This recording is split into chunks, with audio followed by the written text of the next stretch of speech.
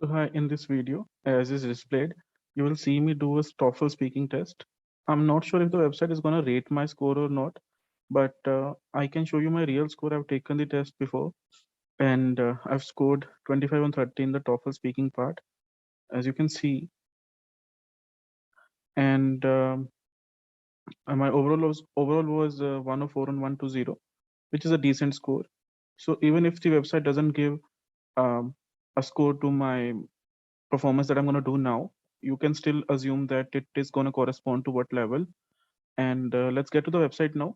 It's best my test, and I'll do the test as is done over there. And I'll make some notes, of course, because they are required in the real test also. Not required, but useful. So, and allowed. So let's get to the website.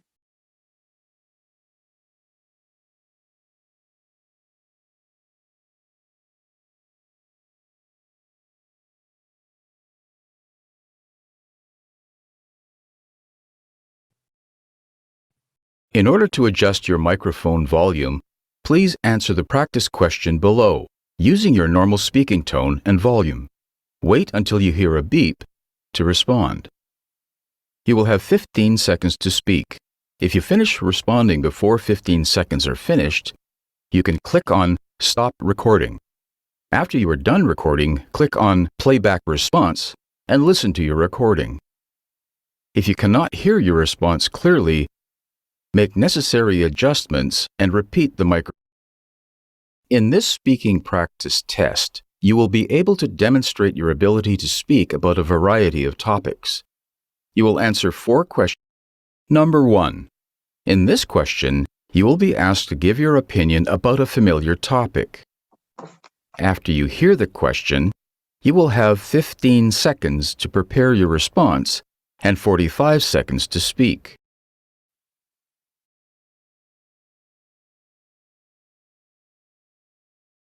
Begin to prepare your response after the beep.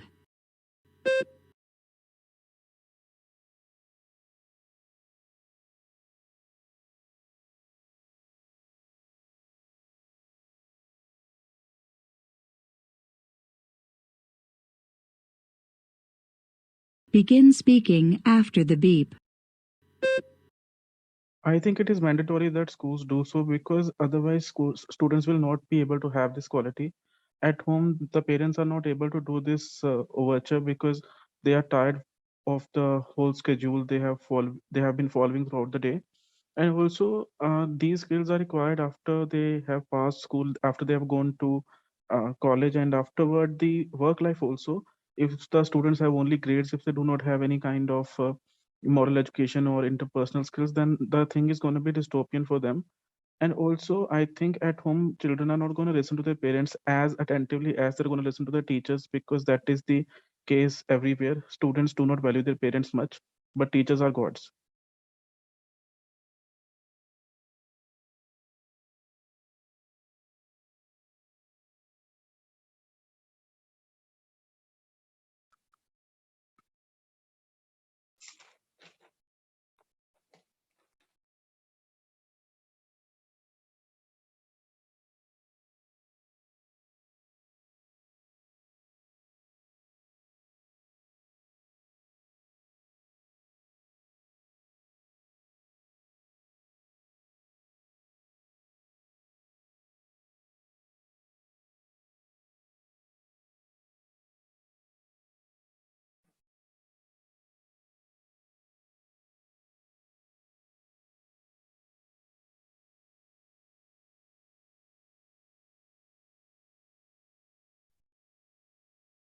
Number 2.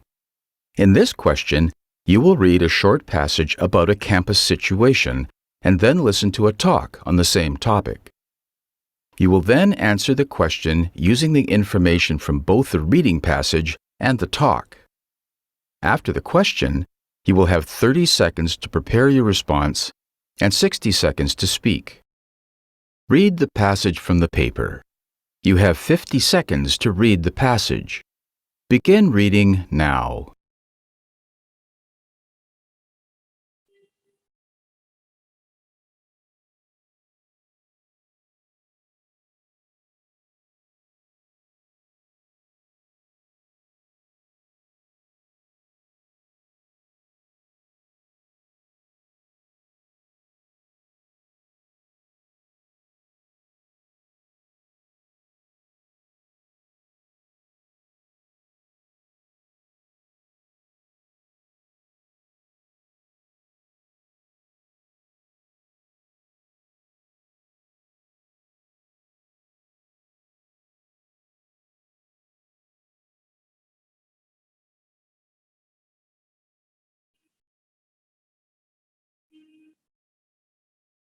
Now listen to the two people discussing the passage you just read.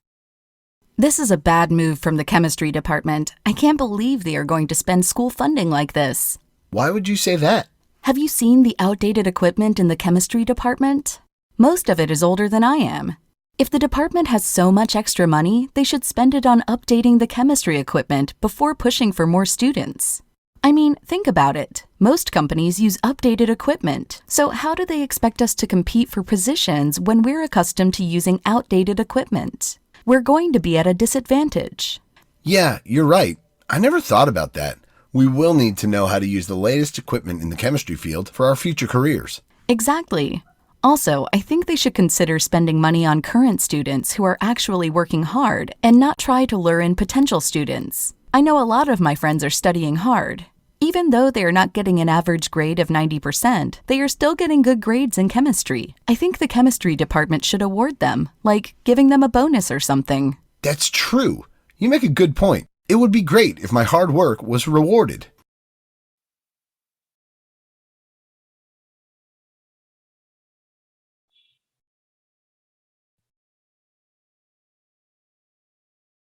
Begin to prepare your response after the beep.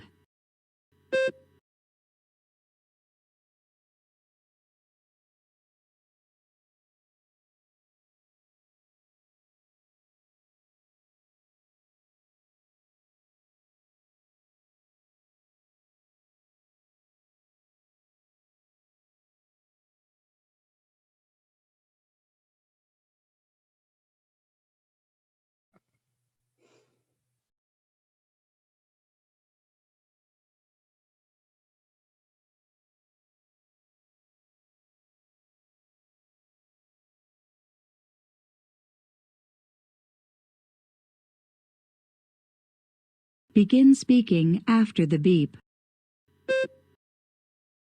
The woman actually disagrees with the statement that is put forth by the chemistry department, and that is because she thinks that this is going to be futile as per the job's requirements.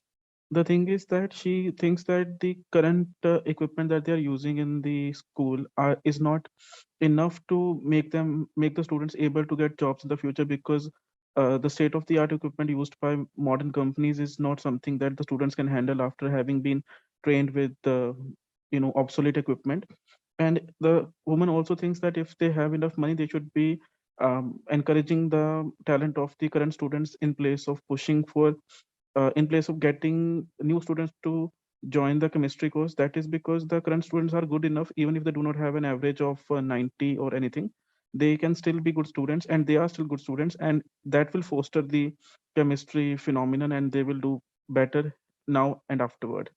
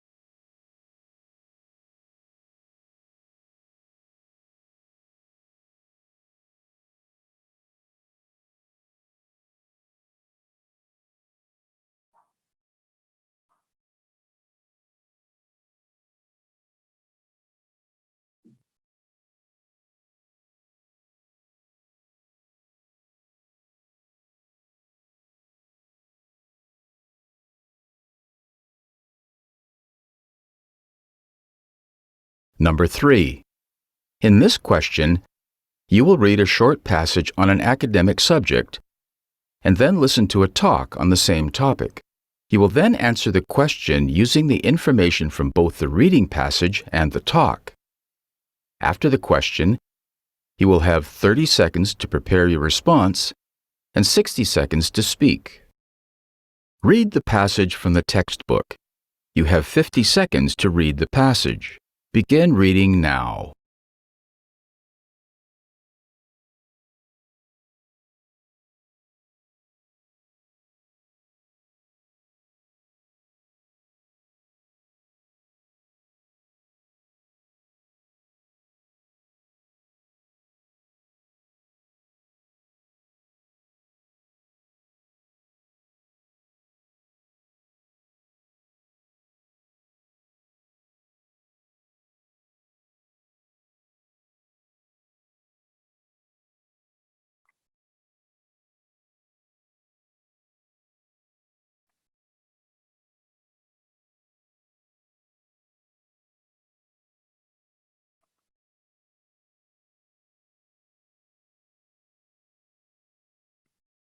Listen to part of a lecture in a psychology class. Okay. As you can see from the textbook, the Pecan rule is a theory that describes how humans hedonically evaluate a past experience by its most intense point and its end. In other words, when we remember a particular event or experience, we don't look at the whole picture, but instead look at its very best, worst, or most intense moments. It's from those things that we evaluate the entire experience. It's like reading a story and judging it by its most exciting point and by its ending. Everything else is just white noise. That's what we do with our past experiences, whether they're good or bad. And I know this from experience. When I think about high school, I recall when my friends and I were skipping school one afternoon and got caught in a gunfight between rival gangs. I remember the security guard who patrolled the hallways and left us in stitches with his jokes. I remember a new teacher we scared off in short order. And these and other high points are what I judge years of high school by. I don't factor in the average or ordinary middle part, though they made up the bulk of the entire experience. In fact, I barely remember those. But the peaks and highlights, good and bad, and the end, now, those I remember vividly.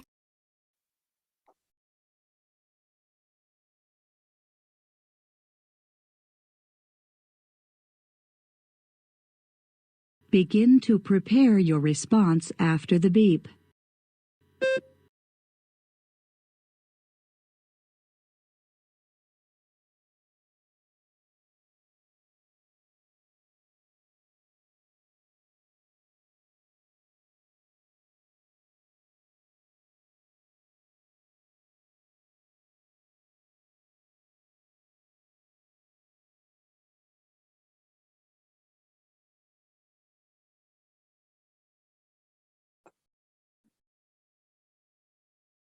Begin speaking after the beep.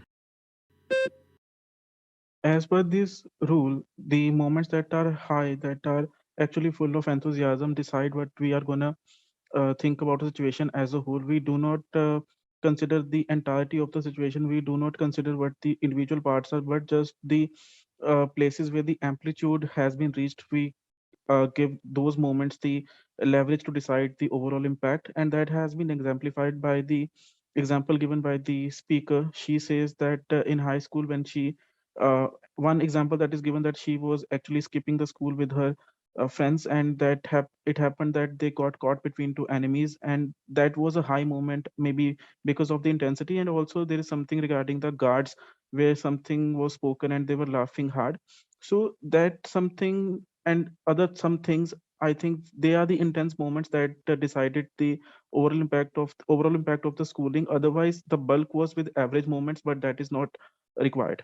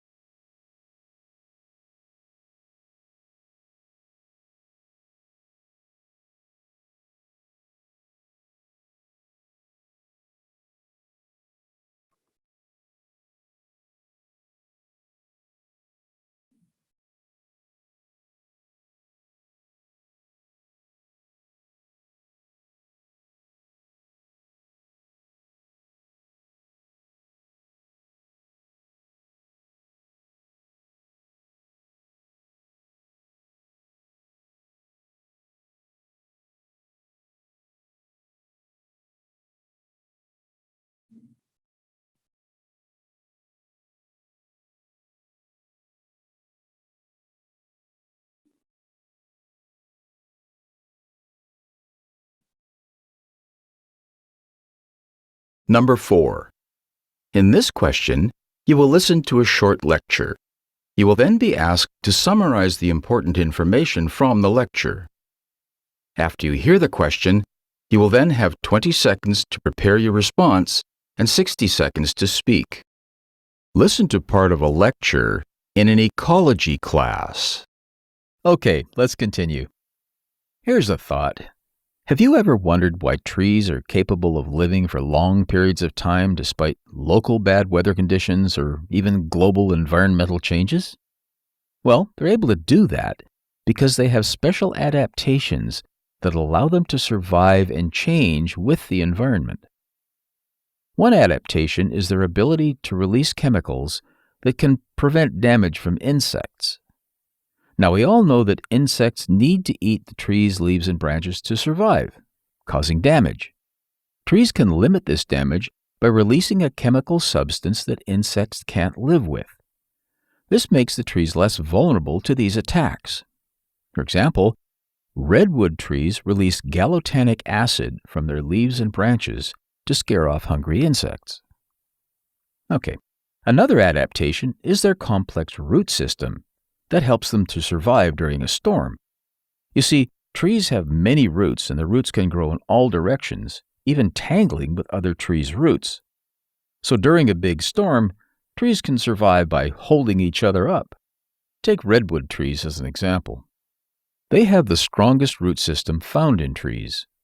Their root system often extends as much as 100 feet around the tree. This is a very long distance compared to other trees' root systems. In addition to that, these underground root networks often end up growing in circular clusters. These clusters give them tremendous strength against the forces of nature. This way, they can withstand high winds and even floods.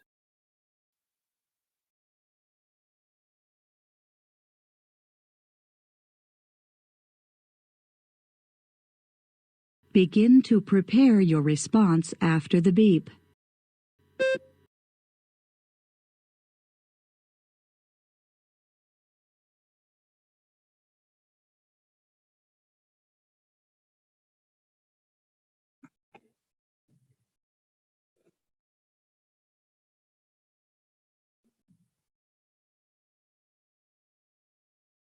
Begin speaking after the beep.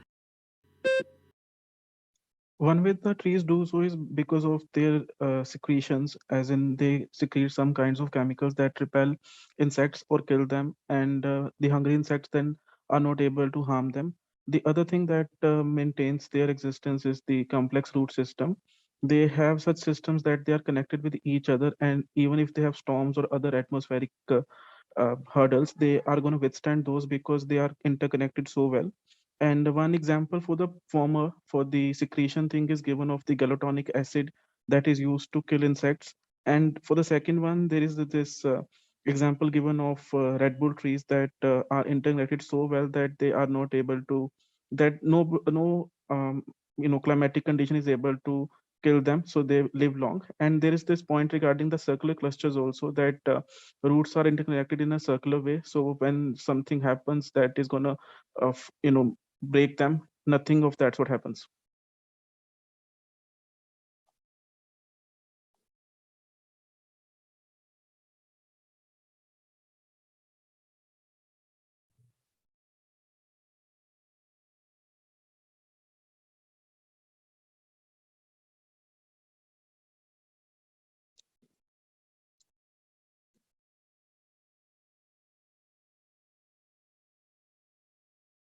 Taken it after so long, I think I fucked up badly. Let's see if they're gonna give a score or something.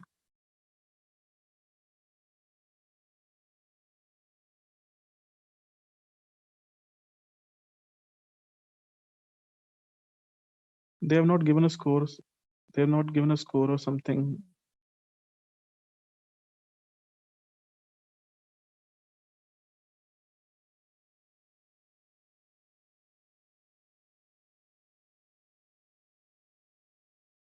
This is not my review, okay? Uh, it's something I think given as a sample. Hi. Let's listen to your response and I'll give you some feedback along the way. The lecturer explains about how the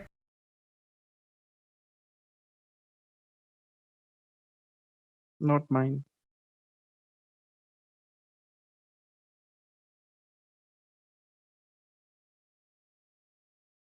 Fine, then you've seen my real result and you can get a hunch of what this performance might get. So fine, if you like this video, give it a like and share it with someone who needs it. And please subscribe to my channel. I'm very poor. Thank you.